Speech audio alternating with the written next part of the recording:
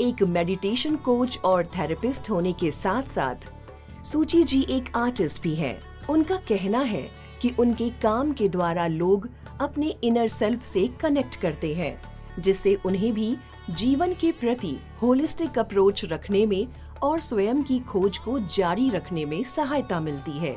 सच्चित आनंद show में छांदोग्य उपनिषद से सत्यकाम की कहानी ने उनके अंदर कुछ जिज्ञासा उत्पन्न की। वे बताती हैं कि सत्यकाम के स्वयं के ज्ञान और सत्य की खोज की यात्रा में उन्हें कहीं न कहीं खुद की यात्रा दिखी, जिससे इंस्पायर होकर आज वो अपने कुछ सवालों को लेकर हमारे बीच आई है।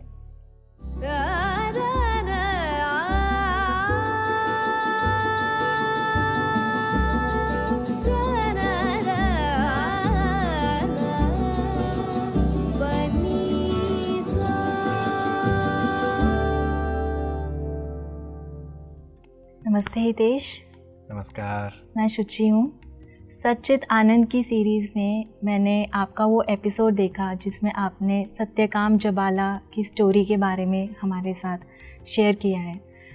यूँ तो अपने जीवन में हम बहुत कुछ देखते हैं, सुनते हैं, पढ़ते हैं, बट कुछ ऐसा कभी हम अनुभव करते हैं जो हमारे हार्ट को डीपली टच कर जाता है। वैसा ही कुछ मैंने अनुभव किया जब वो मैंने कहानी सुनी। एंड कहानी सुनने के बाद मेरे मन में उत्सुकता बढ़ी और मुझे ऐसा लगा उस कहानी में बहुत सारे ऐसे पहलू हैं जिनका मतलब बहुत डीप जाता है।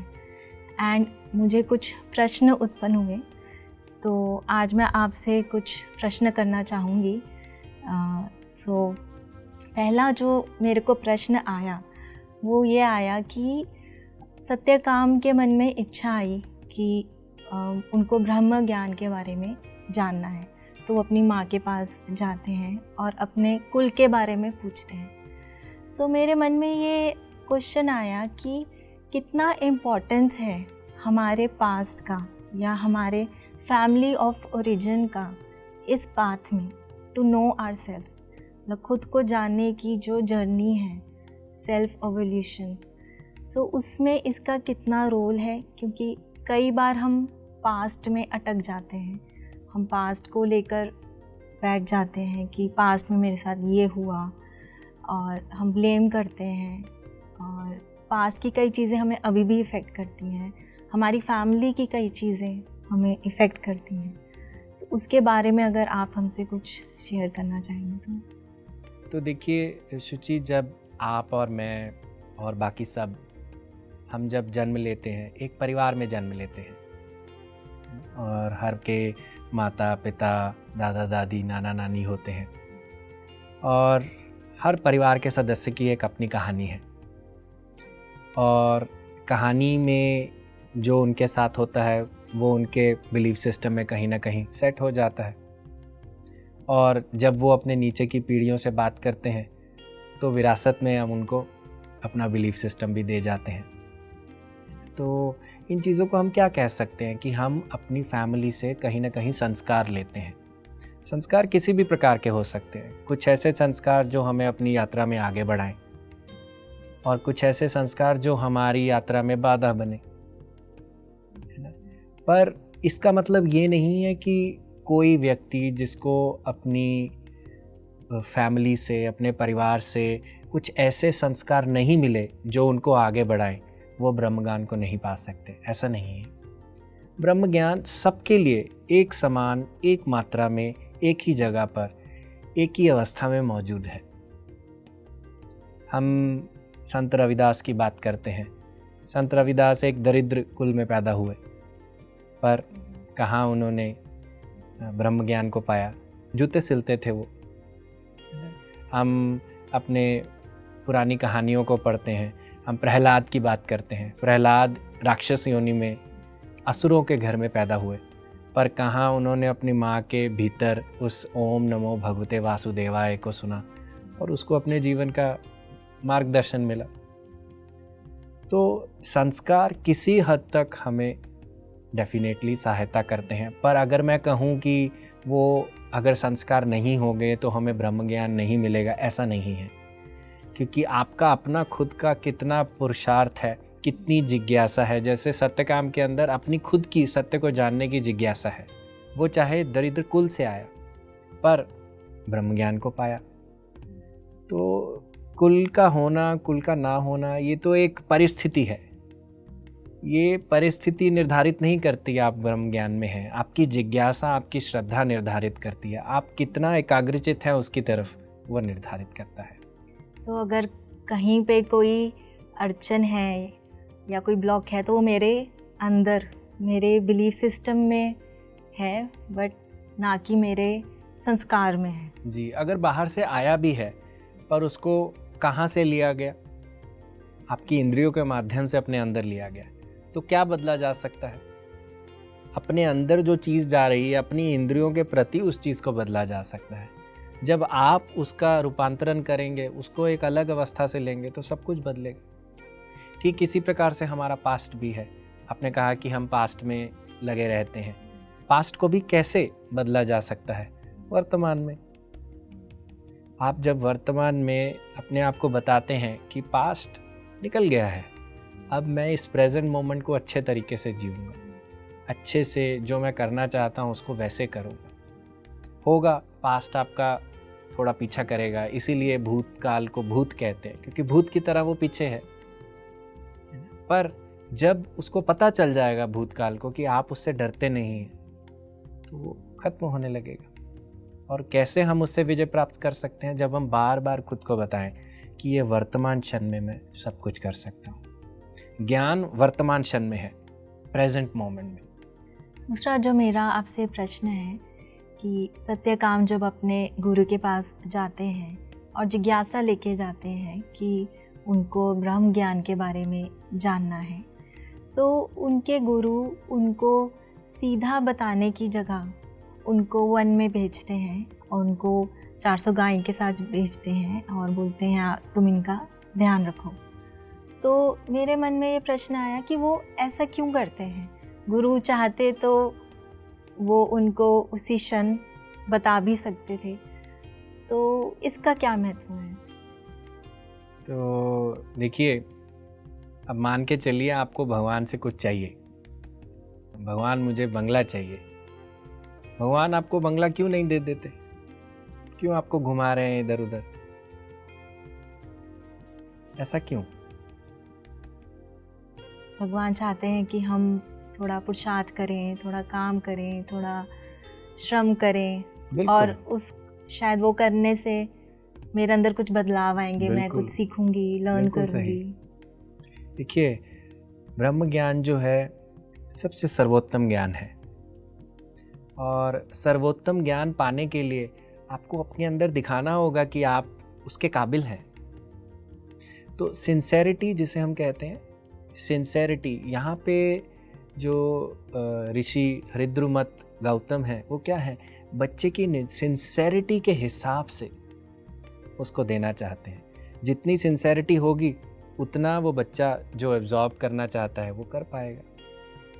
तो उसी सिंसेरिटी को वो एक परीक्षा के माध्यम से चेक करते हैं। और ये प्रैक्टिकल लर्निंग है, ये थ्योरेटिकल लर्निंग नहीं है कि आपको एक एक्सपेरिमेंट करने को दिया जाए कि जाओ आप ये लेकर बाहर जाओ और तब तक वापस नहीं आना जब तक आप 1000 गाय नहीं कर लेना। तो ये एक प्रैक्टिकल एक्सपीरियंस है। उस परिस्थिति को जीते जीते ही उसने कैसे अपने आप को जान लिया, कैसे अपने अंदर के सच्चित आनंद को पा लिया, वही कहानी है। और ये सबसे बड़ी लर्निंग है, क्योंकि ये लर्निंग नॉलेज और विजडम में अंतर है। नॉलेज क्या है, आपने पढ़ लिया, जान लिया, पर उसको जीना विजडम है। तो सही टीचर वही जो आपको जीने पर प्रेरित करे, है ना। जानने में तो हम धीरे धीरे अपने आप जानने लगेंगे। तो कहानी में हम देखते हैं कि सत्यकाम वन में जाते हैं और वहाँ पर बहुत सारा समय व्यतीत करते हैं और अपने साथ समय व्यतीत करते हैं। और खुद के साथ जो समय व्यतीत करना है एंड वो नेचर में बहुत टाइम स्पेंड करते हैं। तो कैसे आज की ज़िंदगी में, आज की डायनामिक लाइफ में, जब इतने सारे डिस्ट्रैक्शंस हैं, और इतना कुछ करने को है, और स्पेशली मेट्रो सिटीज़ में, या कोई अगर एक जन जो 9 to 5 जॉब करते हैं, ट्रैफिक में भी रहते हैं, तो उनके लिए कैसे पॉसिबल है ये स्वयं के साथ वक्त को निकालना, स्पेंड करना। और एक और चीज़ मैं इसके साथ जोड़ना चाहूँगी, जब हम स्वयं के साथ टाइम स्पेंड करते हैं, अगर हमारे पास समय है भी, तो कई बार ये मैंने खुद भी अनुभव किया है, तो हमारा जो दिमाग है वो भागने लगता है, बहुत सारे थॉट्स आने लगते हैं, कई बार इमोशंस आने लगते हैं, कई बार हम पास्ट में चले जाते हैं या हमें फ्यूचर की वरी होने लगती है।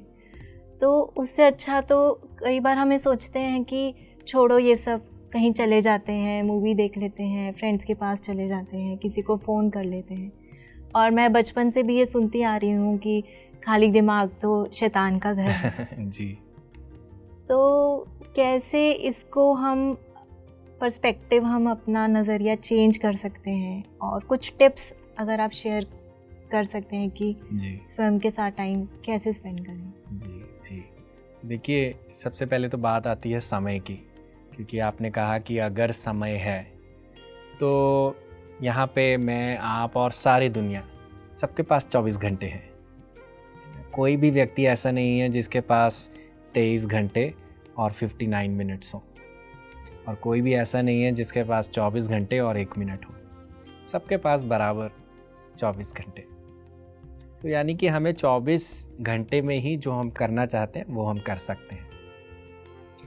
इन 24 घंटों का हम कैसे इस्तेमाल करते हैं? आप दुनिया में, इस भागती दौड़ती दुनिया में सब कुछ करिए, सब कुछ, अपनी 9 to 5 जॉब भी करिए, आप जो करना चाहते हैं, हंसना, खेलना, पार्टी करना, सब कुछ करिए, पर इस 24 घंटे में कुछ समय ऐसा निकालिए जब आप अपने साथ बैठें। वो आधा घंटा भी हो सकता है, वो 40 मिनट भी हो सकते हैं, वो एक घंटा भी हो सकता है, पर कुछ ना कुछ समय हमें अपने साथ बैठना चाहिए। क्योंकि जब हम अपने साथ बैठना शुरू करते हैं तो होता क्या है, हम जो हमने किया है अभी, जैसे हमने पूरा दिन चलाया, एक तो उसका रिव्यू होता है, हम अपने आप को जान पाते हैं, समझ पाते हैं, अपने एक्शंस को विटनेस रूप से देख पाते हैं कि मैंने क्या सही किया या क्या मैं ठीक कर सकता था, क्या नहीं कर सकता था। एक तो ये चीज़ है। दूसरा क्या है, हम जब उस आधे 1 घंटे में जब अपने साथ बैठते हैं तो हम क्या करते हैं, हम अपने आप को अनवाइंड करते हैं एक तरह से। जैसे मिसाल के रूप में, आपने फ्रिज है, फ्रिज के अंदर एक आइस रेफ्रिजरेशन बॉक्स होता है जहाँ पे बर्फ़ जमती है। अगर उसमें रेगुलरली 2 महीने हम बर्फ़ जमाते रहेंगे तो क्या होगा? उसकी सफाई नहीं होगी तो क्या होगा? उसकी बर्फ़ जगाने की जो जगह भी कम हो जाएगी, और जो उसकी इफेक्टिवनेस, फ्रेशनेस कम हो जाएगी, और जो जिस तेज़ी से वो बर्फ़ जमा रहा है वो भी कम हो जाएगी। क्यों हो जाएगी? क्योंकि हमने उसकी सर्विस नहीं करी। सर्विस भी कैसे कि फ्रिज के अंदर एक डिफ्रॉस्ट बटन होता है। अगर हम वो, आप देखते हैं, वो डिफ्रॉस्ट बटन दबाते हैं तो सारी जो बर्फ़ इर्द गिर्द उसकी वॉल्स पे लगी होती है वो सारी पिघल जाती है। उसके बाद फिर से वो एकदम से तंदुरुस्त तरीके से हमारा फ्रिज चलने लगता है। ठीक उसी प्रकार से अगर आप 24 घंटे बर्फ़ जमाना, यानी कि आप उसमें काम में लगे रहेंगे, कभी कुछ कर रहे हैं, कभी कुछ कर रहे हैं, थक गए फिर सो गए, है ना? आप क्या कर रहे हैं? आप अपनी इफेक्टिवनेस को, अपनी क्वालिटी को ख़त्म कर रहे हैं, गुणवत्ता ख़त्म हो रही है, आपका प्रोडक्टिविटी डाउन होगा। पर जैसे ही अकेले बैठना, यानी कि डिफ्रॉस्ट बटन दबाना, अपने साथ बैठना, अपने आप को कहना, अब मैंने सारे रिश्ते निभाए, मैं अच्छा बेटा भी, मैं पिता भी, मैं एक कॉलीग भी और एक बॉस भी, जो भी है, मैं सब कुछ किया, अब मैं अपने साथ बैठूंगा। इस समय मैं किसी के साथ नहीं हूँ, इस समय मेरी जिम्मेदारी मैं हूँ। तो जब आप अपने आप को ये अनुमति देते हैं तो क्या होता है, आप ऑटोमेटिकली अपने अंदर जो रियल सेल्फ है, आप उससे कनेक्ट होने लगते हैं। हमें ये कोई सिखाता नहीं है ना? हमें सिखाया जाता है दूसरों की सेवा करो, पर किस अवस्था से कर रहे हो? अगर आप टूट के कर रहे हो तो वो सेवा काहे की? तो इसीलिए जब आप अपने साथ एक तरीके से, एक फॉर्मल वे में आप बैठना शुरू करते हो, चाहे कुछ लिखते हो आप, ध्यान करना सबसे अच्छी चीज़ है। अपने साथ जुड़ने की, तो क्या होता है फिर हम धीरे धीरे अपने अंदर उतरने लगते हैं। और इसको अगर करना चाहते हैं तो यही है कि बस हम एक दिनचर्या में ज़रूर 30-40 मिनट्स अपने लिए निकालें, अपने साथ बैठें। डिस्कम्फर्ट आएगा, आपने कहा कि पास्ट की चीज़ें आती हैं, इमोशंस आते हैं, डिस्कम्फर्ट आएगा, ये लाजमी है, क्योंकि अब कोई संदूक भरा हुआ है ना। हम एक नलका लगाते हैं, एक नलका जब लगाते हैं तो पहले ही पानी थोड़ी निकल आता है, पहले क्या निकलता है? कीचड़। तो पहले जो अंदर भरा हुआ है वो कीचड़, पहले कीचड़ निकलेगा। वो डिस्कम्फर्ट क्या है? वो कीचड़ है, वो आएगा, थोड़ा आपको तंग करेगा। लोग इस कीचड़ से डर जाते हैं, को लगता है अरे भाई ये तो बड़ी दुविधा वाली बात है, मेरा सिर दुखने लग गया, अब छोड़ो, चलो कुछ और करो। पर जो व्यक्ति इस कीचड़ के साथ थोड़ी देर रहेगा, बैठेगा, इसको करुणा भाव से देखेगा, दृष्टि अपनी एक दृष्टा रूप में रखेगा, तो क्या होगा? ये कीचड़ धीरे धीरे स्वच्छ होता हुआ आपके मन की लहरों को शांत कर देगा। फिर आप यही अकेलेपन को एंजॉय करना शुरू कर देंगे। और फिर जैसे आपने कहा कि खाली दिमाग शैतान का घर, वही दिमाग फिर भगवान का घर बन जाएगा। तो ज़रूरी नहीं है, खाली दिमाग शैतान का घर उसके लिए है जो व्यक्ति खुद के साथ जुड़ना नहीं चाहता, खुद के अकेलेपन को अच्छे तरीके से इस्तेमाल नहीं करना चाहता। पर जब वो करने लग जाएगा, वही खाली दिमाग आत्मा का दर्शन देगा। तो हितेश, एक और प्रश्न इसके साथ मेरे मन में आता है कि कुछ लोग जो कभी अकेले नहीं रहे, बचपन से नहीं रहे, और अगर अब वो कोशिश कर रहे हैं तो उनको मुश्किल आ सकती है, हो सकता है उनको फियर आए उस चीज़ का। और कई बार कुछ लोगों के साथ ऐसा भी होता है कि लाइफ ही उनको ऐसी सिचुएशन में डाल देती है जहाँ पे वो अकेले पड़ जाते हैं। तो लाइफ के थ्रू ही वो लोनलीनेस को एक्सपीरियंस कर रहे हैं जी। तो ऐसे लोगों के लिए आप हमें क्या सुझाव देना चाहेंगे? जी देखिए, दोनों ही अवस्थाओं में, एक तो है कि हम जाना चाहते हैं पर हम उसमें डरते हैं, और दूसरा है कि हमें डाल दिया गया है सृष्टि के माध्यम से, या फोर्सफुली हमें डाल दिया गया है, अब हम उससे डर रहे हैं। दोनों ही अवस्थाओं में जो डर है, देखिए डर कैसे काबू में किया जा सकता है? जब डर का सामना करेंगे, है ना। डर को मैं दूर से देखूं, पीठ करूं उस पर, तो डर नहीं जाएगा। अगर आपको जिस चीज़ के साथ डिस्कम्फर्ट है, केवल अकेलापन नहीं, केवल खाली बैठने से नहीं, किसी भी चीज़ के साथ, आपको किसी भी चीज़ के साथ डिस्कम्फर्ट है, तो जान जाइए आपको वो चीज़ थोड़ा करनी चाहिए, फेस करना चाहिए। इसी से ही आपको उसके अंदर भी दिव्य दर्शन होगा। आप भी जानेंगे जहाँ से मैं आया हूँ वहीं से वो चीज़ भी आई है, क्योंकि सबका, जो हम कहते हैं ना कि सबका केंद्र सेम है। ये अलग बात है कि फियर के माध्यम से अब हम अपने आप को जानने का प्रयास कर रहे हैं, कई लोग दूसरे तरीके से अपने आप को जानने का प्रयास कर रहे हैं। जाना सबको सेम है, पर इट जस्ट दैट कि हमें उसके साथ थोड़ा बैठना चाहिए, उसको फेस करना चाहिए। जब हम फेस करेंगे तो ऑटोमेटिकली हमें पता चलेगा कि जिस चीज़ से हम डर रहे हैं वो इतनी डरावनी नहीं है। और ये जो जैसे कहते हैं कि हाथी के दांत दिखाने के और खाने के और, ये हमें समझ में आएगा कि ये तो सिर्फ दांत दिखाने वाला हमें एक ड्रैगन है और कुछ करने वाला नहीं है। ये धीरे धीरे शांत हो जाएगा, पर फेस करेंगे तभी होगा।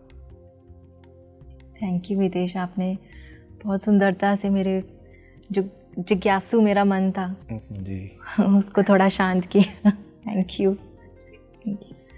तो चलिए शुचि, आज हम क्योंकि हमने सत्यकाम जबाला की कहानी सुनी, तो हम सच्चित आनंद के एक स्वरूप पर आज ध्यान करेंगे, और वो है अनंतवान। ठीक है, तो आप पाँव लॉक कर लीजिए, उंगलियों में उंगलियां डाल लीजिए और आंखें बंद कर लीजिए।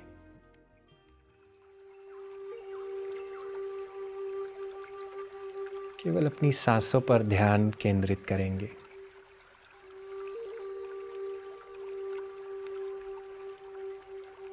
भीतर अगर कोई भी क्रिया चल रही हो, कोई भी विचार आ रहे हों, कोई भी उथल पुथल हो उसको छोड़ देंगे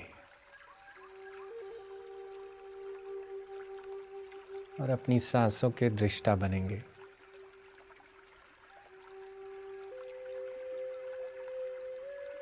विचार अगर तंग करें तो खुद को बताइए कि मैं अपने विचार नहीं हूँ, मैं दृष्टा हूँ।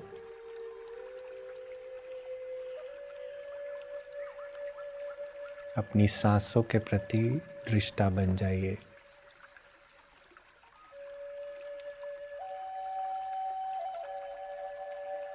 खुद को स्थिर होने दीजिए।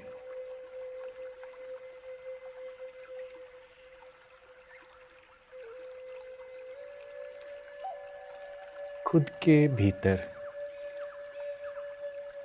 जो अनंतवान है, यानी कि जिसकी कोई सीमा नहीं है,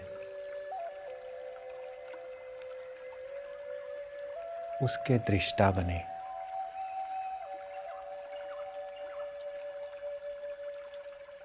केवल इसके प्रति दृष्टा बनने से ही आप अपने भीतर की अनंतता को महसूस करने लगेंगे।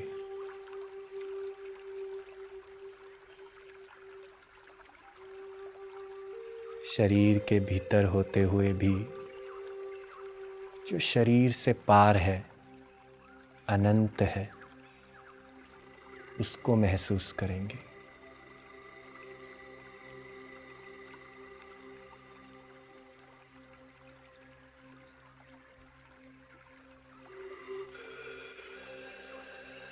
अनंतवान, वो ब्रह्म जो अनंतवान है,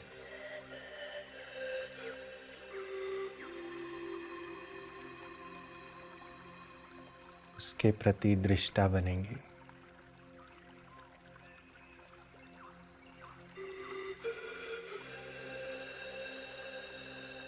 इस शरीर के भीतर जो अनंत है वो मैं हूँ।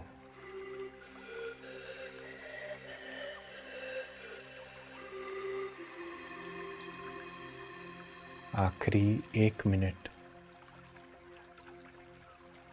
अपने अनंत स्वरूप के साथ बने रहिए।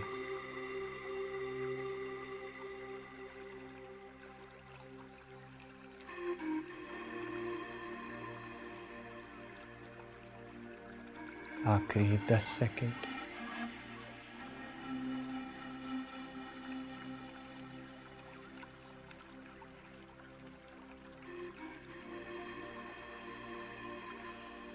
धीरे धीरे अपने हाथों की हथेलियों को हम अपनी आंखों पर रखेंगे 5 सेकंड के लिए। धीरे धीरे मुस्कान के साथ अपनी आंखें खोलेंगे।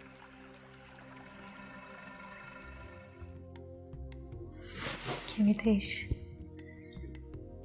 मुझे एक लगा फीलिंग ऑफ एक्सपेंशन। यस। और उसके साथ ही बहुत लाइटनेस। जी। तो दोनों चीज़ें साथ अनुभव की। बिल्कुल। और इस दोनों फीलिंग के साथ कुछ विचार आ रहे थे, जा रहे थे, बट आई वॉज ओके।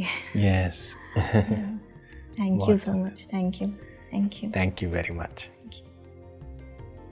सर्वम खल्विदम ब्रह्म, सब कुछ ब्रह्म है। MC